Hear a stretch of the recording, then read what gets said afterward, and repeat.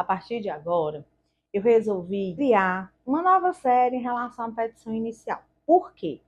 Porque eu verifico já com essa prática que a gente adquire, muitas petições iniciais ainda no contexto do Código Revogado 73. E a gente tem que se atualizar, não é mesmo? Então, começar essa série falando do CAPT, de todos os incisos da petição inicial, o que a gente deve se ater a não colocar. Então, fiquem atentos.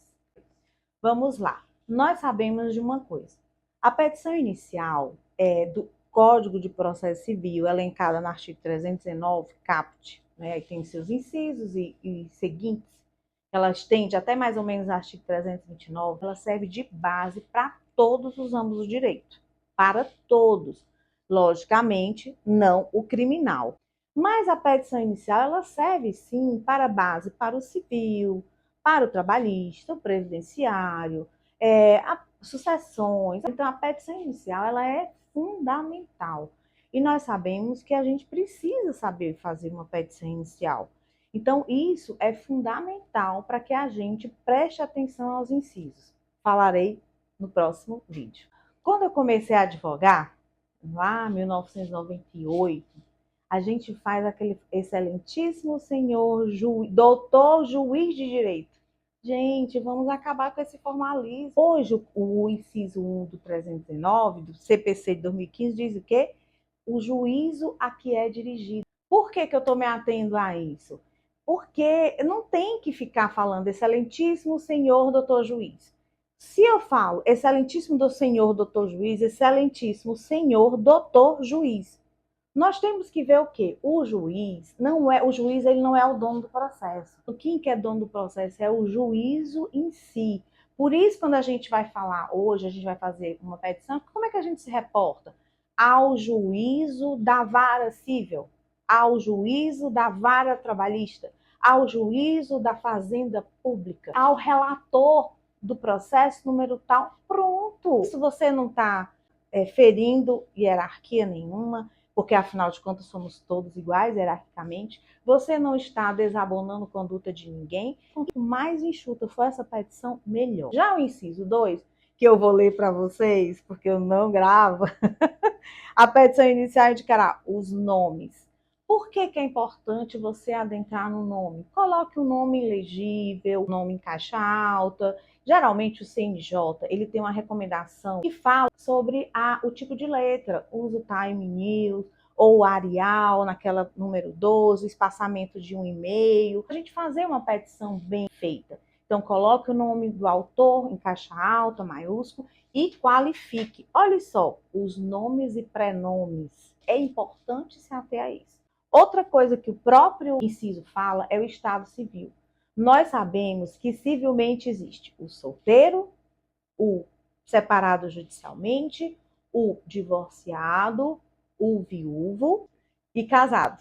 Uma coisa que é importante saber, mas eu só vivo em união estável, mas você é solteiro. Não tem essa denominação de estudante e nem de união estável na legislação civil. Então, já os tribunais superiores reconheceram a união estável como uma relação, né, que dá uma legitimidade. Mas você coloca solteiro, vivendo em união estável, e coloca o nome da pessoa, principalmente quando você for tratar de matéria relacionada a imóveis. Continuando acerca do Estado Civil, o próprio Código ele colocou Estado Civil a existência de união estável, que é exatamente isso que eu falei. Coloca o Estado Civil, geralmente a pessoa, né, é um divorciado, pode viver em união estável, né? Aí o casado que fica meio complicado porque já não teria legitimidade. Então, assim, você coloca a profissão, mas aí profissão, a gente fica perguntando, mas eu estou desempregado. Sim, daí, mas eu sou advogada, mas eu sou motorista, mas eu sou uma empregada doméstica, mas eu sou uma costureira, apenas eu estou desempregada. Então, como é que você coloca?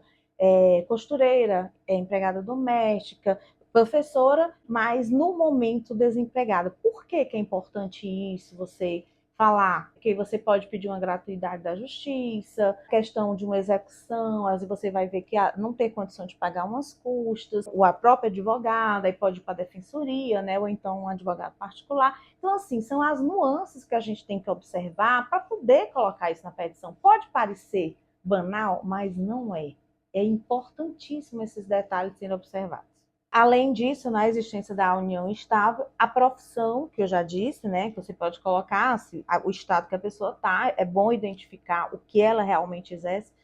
Não coloque desempregado, porque não é profissão desempregado, tá? Estudante também não é profissão. Não existe essa qualificação civil para estudante.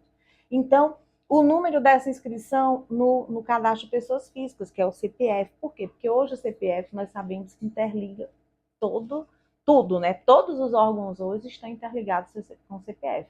E também para evitar um homônimo. De repente, pode ter uma pessoa com o mesmo nome que o meu, que o seu. Então, a gente tem que observar isso também. Então, essas pequenas coisas a gente tem que fazer bem feita com atenção para não dar um problema num cumprimento de sentença, numa execução, né? Às vezes um recurso que você vai ver que você colocou dados que não batem, às vezes sai um alvará com dados errados. Já pensou? Teu cliente vai ficar chateado, é um tempo a mais, então não compensa.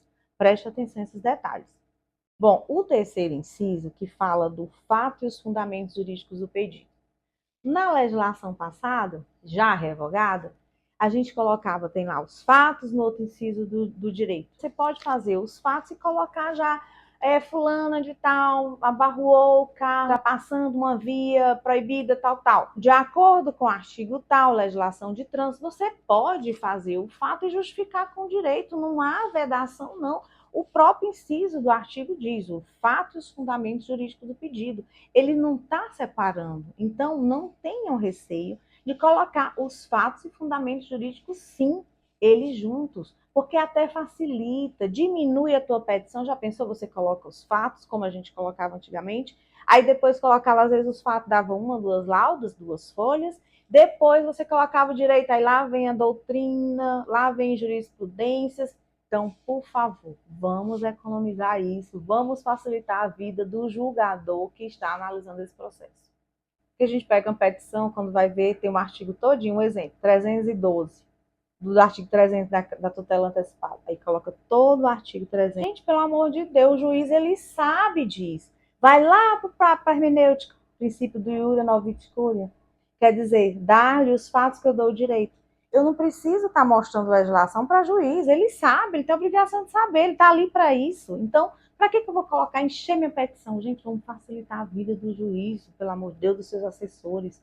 A gente precisa que as petições andem. Da mesma forma na jurisprudência. Eu coloco jurisprudência? Você pode colocar. Vamos colocar a jurisprudência do teu tribunal, do tribunal que você pertence. Não tem, pois vai lá para um tribunal que tenha decisões mais favoráveis ao seu caso. Mas pegue em relação aos pontos controversos. O que é isso? Se eu tenho a certeza que está ali no direito que realmente eu tenho, para que eu vou colocar a jurisprudência nesse sentido? Vamos colocar a jurisprudência no sentido de fatos controversos, que aí eu vou colocar, mostrar o que é que o Tribunal Superior está decidindo. Olhem as jurisprudências todos os dias, olhe o que é o seu campo de trabalho, o que é que está sendo decidido a respeito, para você ter uma visão geral da coisa. Isso é muito importante. Outra coisa, sexto, as provas com que o autor pretende demonstrar a verdade dos fatos alegados. Esse é interessante aqui, a gente vê o valor da causa e depois as provas. Por que isso, valor da causa e as provas? Essas provas que o autor pretende demonstrar, geralmente até a gente coloca no pedido, depois de formular o pedido, a gente coloca protesto o autor de requerer as provas admitidas em direito, pelo depoimento pessoal, pela prova material produzida, por perícia, né? Geralmente a gente vê isso. Então, por isso que esse inciso ele veio depois do valor da causa. Mas geralmente, na prática, como é que a gente faz?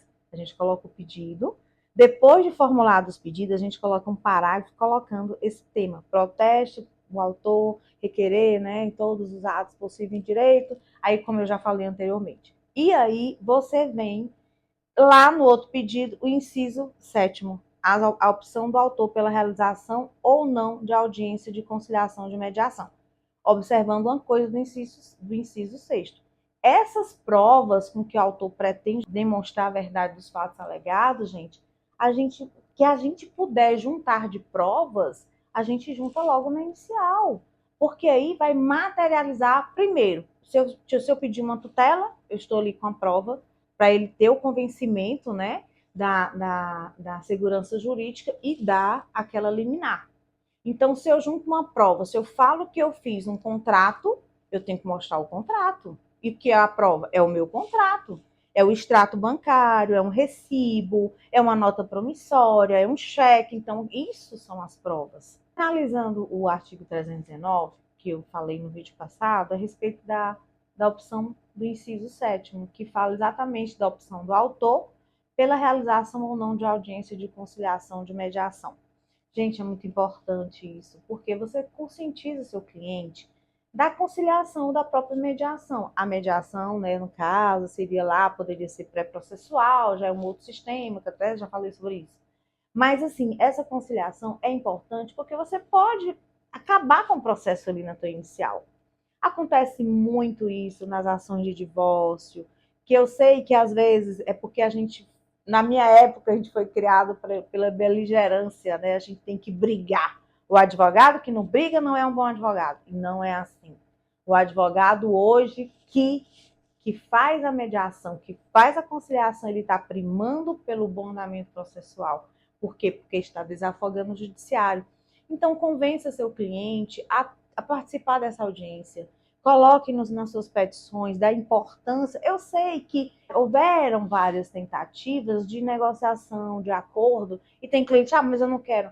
Convença. De repente a gente faz um bom acordo e é bom para todas as partes, inclusive para o juízo, porque é um processamento.